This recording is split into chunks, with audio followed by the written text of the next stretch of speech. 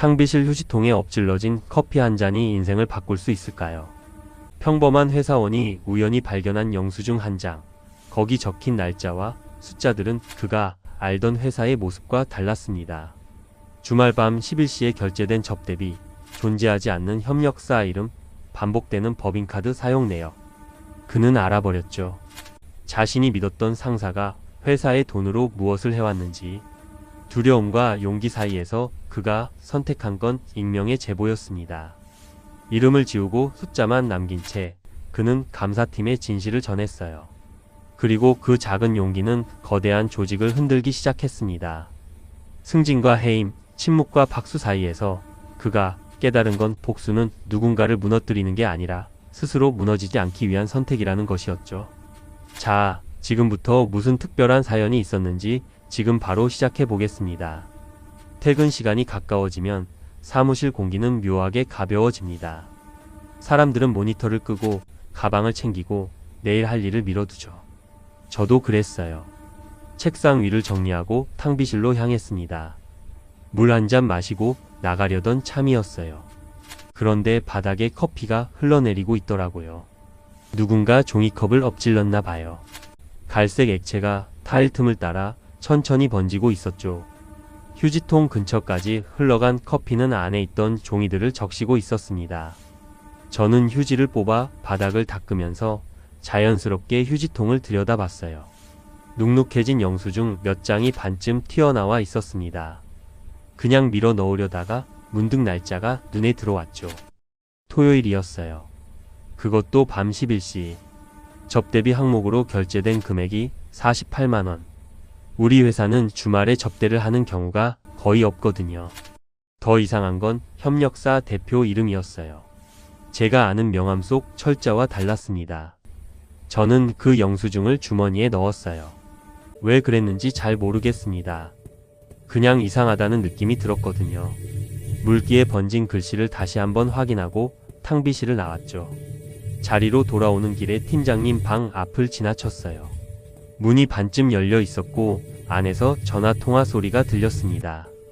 이번 달도 잘 부탁드립니다. 네, 서류는 제가 알아서 처리할게요. 목소리가 평소보다 낮았어요. 저는 걸음을 멈추지 않고 지나쳤습니다. 들은 척하지 않는 게 회사 생활의 기본이니까요. 책상에 앉아 서랍을 열었어요. 작은 노트를 꺼내 영수증에 적힌 내용을 옮겨 적기 시작했습니다. 날짜, 시간, 장소, 금액, 카드 뒷자리 4자리. 글씨를 쓰는 동안 손이 미세하게 떨렸어요. 이게 뭐하는 짓인가 싶었습니다. 혹시 제가 오해하는 건 아닐까? 그냥 정상적인 업무 접대일 수도 있잖아요.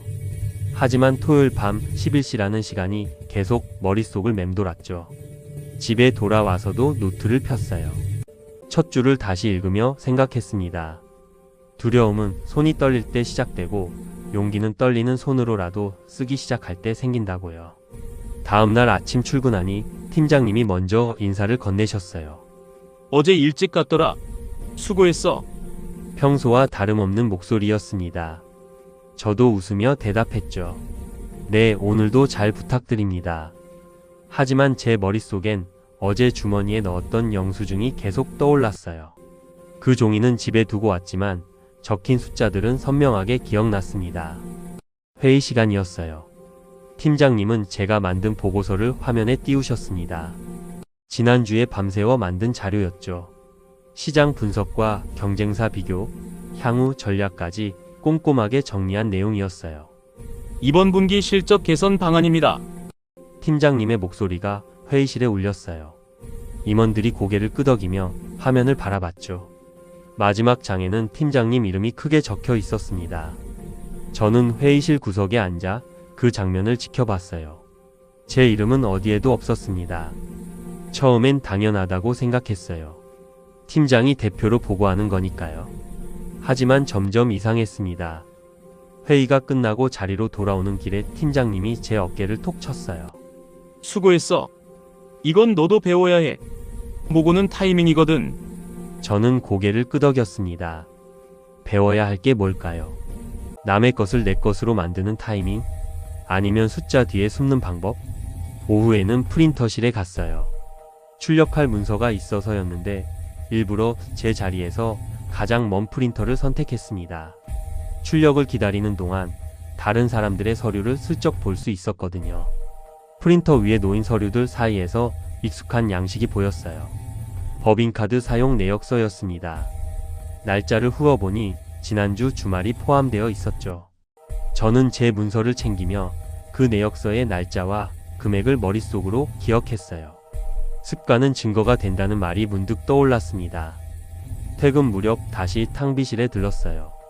물을 마시려고 했는데 휴지통이 또 서류로 가득했습니다. 저는 물컵을 채우면서 자연스럽게 휴지통을 내려다봤죠. 이번엔 영수증이 2장 보였어요. 하나는 일요일 오후, 다른 하나는 토요일 저녁. 둘 다 접대비 항목이었습니다. 상호는 같았지만 대표자 이름의 영문 철자가 미묘하게 달랐어요. 저는 휴대폰으로 사진을 찍었습니다.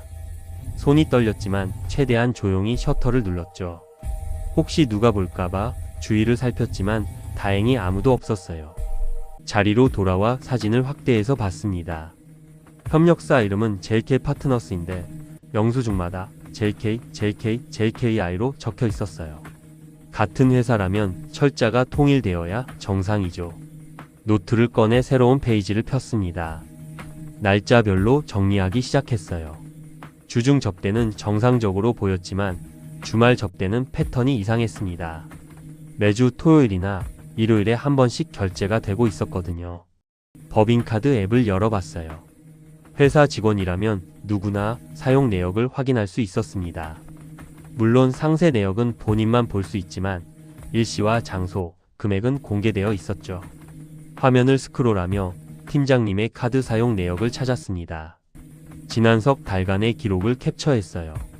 그리고 복도 CCTV 시간 표시와 대조해보기로 했죠. 다음날 일찍 출근했습니다. 아직 아무도 오지 않은 시간이었어요. 복도 끝 CCTV 모니터실은 항상 열려 있었습니다. 보안팀이 관리하지만 직원이라면 누구나 자기 관련 영상을 확인할 수 있었거든요. 모니터 앞에 앉아 날짜를 입력했어요. 지난주 토요일 밤 10시부터 자정까지. 화면에 복도가 나타났습니다. 빠르게 돌리다가 팀장님의 모습이 보이는 순간 멈췄죠. 밤 10시 45분 팀장님이 코트를 입고 건물을 나가셨어요. 그리고 자정 10분쯤에 다시 들어오셨습니다. 법인카드가 결제된 시각은 밤 11시 15분. 정확히 그 시간대에 어딘가에 계셨다는 뜻이죠. 화면을 캡처해서 제 이메일로 보냈어요. 그리고 모니터실을 나와 사무실로 돌아왔습니다. 심장이 빠르게 뛰었지만 겉으로는 아무렇지 않은 척했죠. 엑셀 파일을 새로 만들었습니다. 날짜, 시간, 장소, 금액, 카드 번호, CCTV 확인 여부. 칸을 만들고 하나씩 채워가는 동안 이상하게 마음이 차분해졌어요. 감정은 흔들려도 표의 칸은 흔들리지 않았습니다. 숫자는 거짓말을 하지 않았고 기록은 편을 들지 않았죠. 그게 제가 믿을 수 있는 유일한 사실 같았어요. 서랍 맨 뒤에 얇은 파일을 마련했습니다. 표지에는 아무것도 쓰지 않았어요. 그 안에 영수증 사진, CCTV 캡처, 법인카드 내역 화면을 인쇄해서 넣었습니다. 밤에 잠들기 전 노트를 덮으며 속으로 말했어요. 누구를 무너뜨리려는 게 아니야. 무너지지 않기 위해서야. 며칠이 지났습니다. 저는 평소처럼 일했지만 눈과 귀는 조금씩 더 날카로워졌어요. 팀장님의 전화 통화 횟수, 점심시간 외출 패턴, 서류 결제 라인. 모든 게 평소와 같아 보였지만 자세히 보면 틈이 있었습니다. 회사 인트라넷에는 윤리 제보 메뉴가 있었어요. 누구나 볼 수 있지만 아무도 누르지 않는 버튼이었죠. 저도 그 버튼을 본 적은 많았지만 눌러본 적은 없었습니다. 점심시간이었어요. 대부분의 직원들이 식사를 하러 나간 시간. 저는 빈 회의실을 찾아 문을 잠갔습니다. 노트북을 열고 인트라넷에 접속했죠. 윤리 제보 페이지를 열었을 때 손가락이 마우스 위에서 멈췄어요. 화면에는 작성란이 떠 있었고 익명 제보 가능이라는 문구가 보였습니다. 제 이름은 없어도 사실은 있으면 된다. 그렇게 스스로를 다독이며 준비해둔 내용을 붙여 넣기 시작했어요. 지난 석 달간 주말 접대비 사용 내역이 업무와 일치하지 않습니다. 협력사 상호 표기가 영수증마다 다르며 CCTV 확인 결과 실제 외출 시간과 결제 시간이 일치합니다. 하지만 해당 협력사 담당자와의 미팅 기록은 사내 시스템에 없습니다. 추정이라는 단어는 쓰지 않았어요. 대신 일치하지 않음, 확인 필요, 검토 요청 같은 표현만 사용했습니다. 날짜와 금액, 장소를 구체적으로 적었죠. 전송 버튼 앞에서 다시 한번 망설였어요. 이 버튼을 누르는 순간 뭔가가 돌이킬 수 없이 바뀔 거라는 걸 알았습니다. 클릭 소리가 유난히 크게 들릴 것 같았어요. 심호흡을 했습니다. 그리고 마우스를 눌렀죠. 화면에 접수 완료라는 메시지가 떴어요. 접수 번호가 자동으로 발급되었고 처리 기간은 2주 이내라고 적혀 있었습니다. 노트북을 끄고 회의실 문을 열었어요. 복도는 여전히 조용했습니다. 저는 화장실에 들러 손을 씻었죠. 거울 속 제 얼굴은 평소와 같았지만 눈빛이 조금 달라 보였어요. 자리로 돌아오는 길에 팀장님과 마주쳤습니다. 복도 끝에서 걸어오시는 모습이 보였죠. 점심 먹었어? 평소처럼 가벼운 목소리였어요. 저는 고개를 끄덕이며 대답했습니다. 네, 다녀왔습니다. 팀장님이 웃으며 제 옆을 지나쳤어요. 요즘 표정이 무거워 보이던데. 무거운 건 숫자면 충분한데. 저는 웃는 척했습니다. 무거운 건 양심이 아니라 당신 주머니일지도 모른다는 말은 삼켰어요. 자리에 앉아 이메일을 확인했습니다. 감사팀에서 자동 회신이 와 있었어요. 접수되었습니다. 단 6글자였지만 이상하리만큼 크고 따뜻하게 느껴졌습니다. 그날 오후 팀장님은 제 자리로 오셨어요. 새로운 프로젝트 자료를 건네시며 말씀하셨죠. 이번 주까지 정리해 줄 수 있어.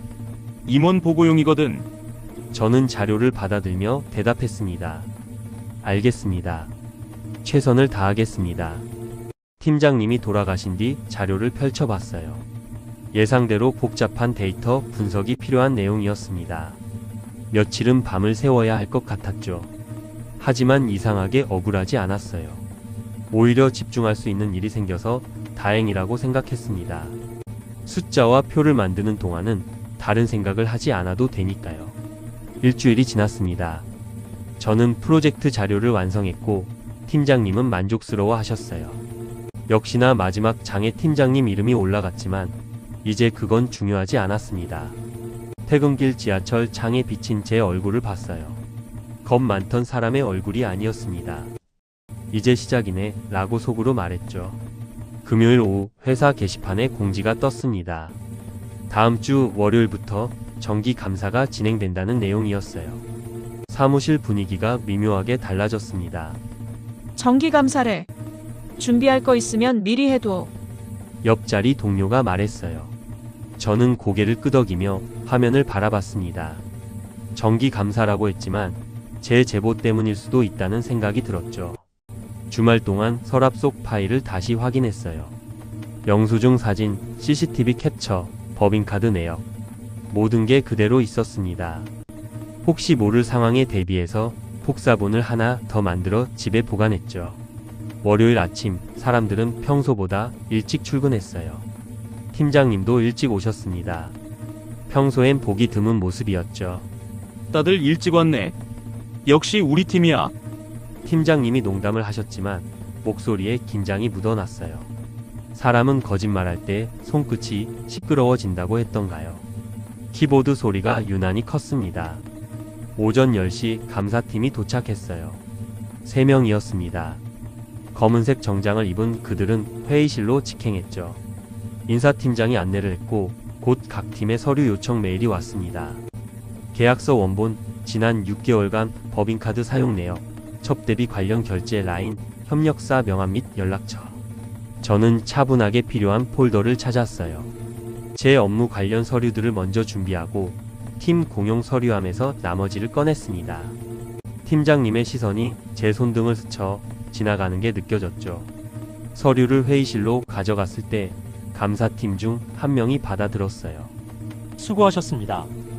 혹시 추가로 필요한 게 있으면 연락드리겠습니다. 저는 고개를 숙이고 회의실을 나왔습니다. 복도를 걷는 동안 심장이 빠르게 뛰었지만 겉으로는 태연한 척했죠. 오후 회의 시간이었어요. 정기 업무 회의였는데 팀장님과 감사팀이 함께 참석했습니다. 분위기가 평소와 달랐어요. 감사팀이 프린트를 하나 꺼내 테이블 위에 놓았습니다. 영수증 사본이었죠. 빨간 펜으로 동그라미가 몇 군데 쳐져 있었어요. 이 부분 확인 부탁드립니다. 협력사 상호 표기가 영수증마다 다른데 혹시 이유를 아시나요? 팀장님이 프린트를 들여다보셨어요. 잠시 침묵이 흘렀습니다. 아, 이건 담당자가 바뀌어서 그런 것 같습니다. 확인해보고 답변 드리겠습니다. 목소리는 평온했지만 물잔을 들어 올리는 손이 미세하게 떨렸어요. 잔을 탁 소리를 내며 테이블에 내려놓으셨죠. 모두가 잠깐 고개를 들었습니다. 감사팀은 다른 서류를 꺼냈어요. 이번엔 PDF 출력물이었습니다. 계약서 원본인데요. 여기 수정 이력이 남아있네요. 파일 속성을 보면 편집 날짜와 편집자 이름이 나옵니다. 프린트 끝부분을 가리켰어요. 희미하게 날짜와 이니셜이 보였습니다. 사람은 가면을 바꿀 수 있어도 디지털 흔적은 지우기 어렵죠. 팀장님은 프린트를 자세히 들여다보셨어요. 이건 제가 직접 확인해봐야 할 것 같습니다. 시간을 좀 주시겠습니까? 감사팀이 고개를 끄덕였습니다. 물론입니다. 내일 오전까지 답변 부탁드립니다. 회의가 끝나고 사람들이 하나 둘 자리로 돌아갔어요. 저도 자리로 왔지만 일이 손에 잡히지 않았습니다. 팀장님은 방문을 닫고 전화 통화를 하고 계셨죠. 점심시간 팀장님이 제 자리로 오셨어요. 몸을 굽히고 낮은 목소리로 말씀하셨습니다. 요즘 보고서 퀄리티가 정말 좋아. 윗분들도 칭찬하시더라. 무게가 실린 미소였어요. 칭찬이 칼날일 때가 있다는 걸 그때 알았습니다. 감사합니다. 저는 짧게 대답했어요. 팀장님이 제 어깨를 가볍게 두드리셨죠. 우리 팀 잘 되려면 다 같이 힘을 합쳐야 해. 그렇지? 저는 고개를 끄덕였습니다. 모니터를 잠시 껐어요. 팀장님은 탕비실로 저를 불렀습니다. 커피를 타시더니 하나를 제게 건네셨어요. 우리 같은 배잖아. 배가 흔들리면 다 같이 흔들리는 거야. 컵을 받아들면서 생각했어요. 같은 바다에 떠 있어도 같은 배는 아니라고. 어떤 배는 가라앉아도 되지만 어떤 배는 살아남아야 한다고. 네, 알겠습니다. 팀장님이 탕비실을 나가신 뒤 저는 커피를 싱크대에 천천히 비웠습니다. 쓴맛이 목 뒤에서 오래 남았어요. 오후에 감사팀에서 제게 연락이 왔습니다. 추가 자료 요청이었어요. 저는 제 파일에서 2장만 골라냈습니다. 법인카드 사용 시간대와 CCTV 확인 내용. 과하게 내밀고 싶지 않았어요. 이미 숫자는 충분히 말하고 있었으니까요. 퇴근길 핸드폰이 울렸습니다. 모르는 번호였어요. 받지 않았죠. 지하철에서도 한 번 더 울렸지만 역시 받지 않았습니다. 집 현관에 들어서자마자 거울 앞에 섰어요. 숨을 크게 쉬었습니다. 두려움이 저를 밀어내지 못할 만큼 오늘도 버텼다고 스스로에게 말했죠. 창가에 놓인 화분에 물을 주었어요. 잎사귀 끝 물방울을 손끝으로 살짝 건드렸습니다. 물방울은 떨어지지 않고 그대로 매달려 있었어요. 며칠이 더 지났습니다. 감사는 계속되었고 질문은 점점 구체적이었어요. 팀장님의 답변은 점점 길어졌습니다. 길어지는 답변은 종종 중심을 잃어요. 말은 무게를 이기지 못하고 옆으로 흘렀죠. 감사팀은 조용히 듣다가 다시 질문을 던졌습니다. 지난 3개월간 주말 접대가 총 12건인데 이 중 실제 협력사 담당자와 만났다는 증빙이 있는 건 몇 건인가요? 팀장님이 서류를 뒤적이셨어요. 대부분 구두로 진행된 미팅이라 별도 기록은 없습니다. 업계 특성상 비공식 만남이 많아서요. 감사팀이 고개를 끄덕이며 메모했습니다. 그렇다면 해당 협력사에 직접 확인해 봐야겠네요. 연락처 제공 부탁드립니다. 팀장님의 표정이 굳었어요. 잠시 침묵이 흘렀습니다. 회식 자리가 있었어요. 정기 감사 기간이지만 예정되어 있던 팀 회식이었죠. 팀장님은 평소보다 술을 많이 드셨습니다. 다들 나 없으면 어떡하나 안 그래? 농담처럼 말씀하셨지만 목소리에 불안이 섞여 있었어요. 저는 물을 마셨습니다. 없어도 굴러갈 회사가 좋은 회사일 수도 있다고 생각했죠. 주말에 회사에 들렀어요. 업무 때문이 아니라 서랍을 확인하러 갔습니다. 비워둔 서랍 맨 뒤에 출력물이 그대로 있었어요. 파쇄기를 바라봤습니다. 이제 넣어도 될까? 아니면 좀 더 기다려야 할까? 고민하다가 다시 서랍을 닫았어요. 아직은 때가 아니었습니다. 복도 끝 창문으로 해가 기울었어요. 노을이 서류 위를 지나며 몇몇 숫자를 더 붉게 물들였습니다. 증오는 오래 걷는데 증명은 더 오래 걷는다고 속으로 중얼거렸어요. 다음 주 월요일 본제시도 H계속사에서 고위 감사관이 추가로 내려왔습니다. 사무실에 도착한 순간부터 공기가 달라졌어요. 복도에서 스쳐 지나가는 사람들이 갑자기 예의 바른 사람들이 되었죠. 팀장님 방문은 평소처럼 닫히지 않았어요. 열린 문은 권위의 가면이 벗겨진 모양처럼 보였습니다. 안에서 나오는 목소리가 평소보다 작았죠. 오전 회의가 소집되었어요. 감사팀과 팀장님, 그리고 인사팀장까지 참석했습니다. 저희 팀원들은 평소처럼 업무를 보라는 지시를 받았지만 일이 손에 잡힐 리 없었죠. 점심시간쯤 회의가 끝났어요. 팀장님이 방으로 들어가셨고 감사팀은 추가 서류를 요청했습니다. 이번엔 계약 라인의 원본이었어요. 오후에 감사관이 직접 서류를 검토하는 모습이 보였습니다. 회의실 유리문 너머로 서류를 펼쳐놓고 하나씩 대조하고 있었어요. 결제자 서명이 있어야 할 칸에 도장이 찍혀 있었는데 그 도장이 여러 서류에서 정확히 같은 위치, 같은 각도로 찍혀 있었습니다. 사람의 손은 실수를 남기지만 복사는 반복을 남긴다는 걸 누군가 몰랐나 봐요. 감사관이 인사팀장을 불렀어요. 무언가 대화를 나누는 모습이 보였고 인사팀장의 표정이 굳어졌습니다. 저는 자리에서 일하는 척하며 상황을 지켜봤어요. 심장이 빠르게 뛰었지만 손은 조용히 키보드를 두드렸죠. 오후 4시쯤 팀장님이 저를 불렀습니다. 방으로 들어가니 책상 위에 차트가 펼쳐져 있었어요. 제가 지난주에 만든 자료였습니다. 이 수치 다시 한번 확인해 줄 수 있어? 좀 더 크게 보이면 좋겠어. 평소와 같은 요청이었어요. 하지만 이번엔 달랐습니다. 저는 고개를 저었어요. 근거가 부족합니다. 더 크게 보이게 하려면 추가 데이터가 필요해요. 제 목소리가 제 목소리 같지 않았습니다. 팀장님이 저를 쳐다보셨어요. 침묵이 허공에 오래 머물렀습니다. 그래. 그럼 일단 이대로 두자. 팀장님은 웃지 않으셨어요. 저는 방을 나왔습니다. 복도로 나왔을 때 옆팀 동료가 제게 미세하게 엄지를 들어 보였어요. 저는 보지 못한 척 지나쳤습니다. 하지만 가슴 속에서 뭔가 따뜻한 게 올라왔죠. 바람은 방향을 바꾸는 중이었어요. 창문 틈으로 들어온 공기가 등줄기를 식혔습니다. 이틀 뒤 감사 결과가 임원 라인으로 공유되었다는 소식이 돌았어요. 공식 발표는 없었지만 사람들은 늘 그러하듯 낙엽처럼 조용히 방향을 틀었습니다. 팀장님의 농담은 완전히 사라졌어요. 회의실에서 의자들이 하나씩 거리를 벌렸습니다.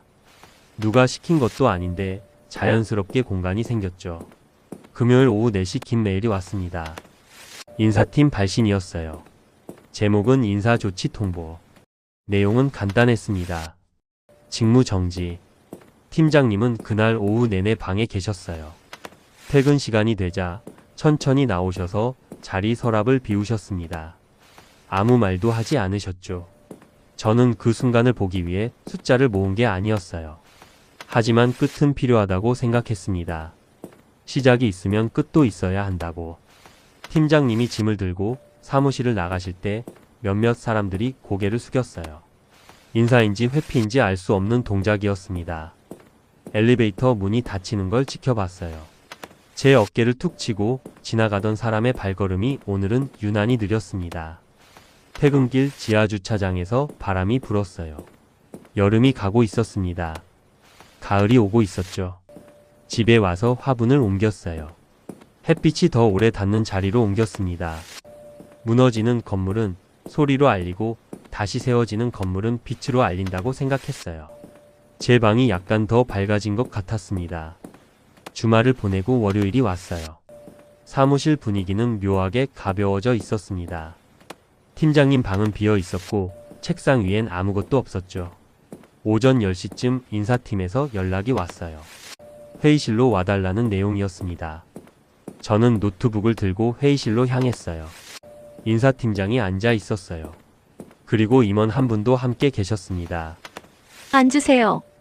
저는 의자를 당겨 앉았습니다. 심장이 빠르게 뛰었지만 겉으로는 침착한 척했어요. 이번 프로젝트 리더 자리에 대해 이야기하려고 합니다. 임원이 서류를 건네셨어요. 승진 제안서였습니다. 축하합니다. 부디 잘 부탁합니다. 저는 서류를 받아들었어요. 글씨가 선명하게 보이지 않았습니다. 눈이 흔들렸거든요. 감사합니다. 최선을 다하겠습니다. 회의실을 나와 자리로 돌아왔어요. 의자를 밀고 앉았습니다. 손등 위 작은 점 하나가 이상하게 또렷이 보였어요. 이름표는 그대로인데 제 이름이 조금 달라진 기분이었습니다. 무게가 달라졌다고 해야 할까요? 책임이 달라졌다고 해야 할까요? 사람들은 박수를 치지 않았어요. 대신 메신저에 작은 축하 메시지들이 떠다녔습니다. 이모티콘 몇 개와 짧은 문장들. 그걸로 충분했어요. 점심시간에 감사팀에서 마지막 메일이 왔습니다. 협조에 감사드립니다. 단 6글자였지만 무게가 있었어요. 저는 서랍을 열었어요. 맨 뒤에 숨겨뒀던 파일을 꺼냈습니다. 영수증 사본, 캡처 화면 메모들. 이제 필요 없는 것들이었죠. 파쇄기 앞에 섰습니다. 출력물 묶음을 한 장씩 넣기 시작했어요. 종이가 잘려나가는 소리를 들었습니다. 제 손은 놀랍도록 조용했어요. 파쇄기 옆 쓰레기통에는 여전히 커피 종이컵이 몇 개 꽂혀 있었습니다. 누군가 마시다 버린 컵들이었죠. 복수는 상대를 찢는 소리가 아니라 제가 찢어질 필요가 없다는 걸 증명하는 일이라고 생각했습니다. 며칠이 지났어요. 새로운 팀장이 부임했습니다. 젊은 여자 팀장이었어요. 첫 회의에서 그분은 말씀하셨죠. 투명하게 일합시다. 숫자는 정직해야 하고 보고는 정확해야 합니다. 저는 고개를 끄덕였어요. 그래야 한다고 생각했습니다. 프로젝트 리더로서 첫 업무가 시작되었어요. 팀원들과 회의를 하고 일정을 조율하고 보고서를 작성했습니다. 예전과 비슷한 일이었지만 책임의 무게가 달랐어요. 보고서를 작성할 때 제 이름을 마지막 장에 적었습니다.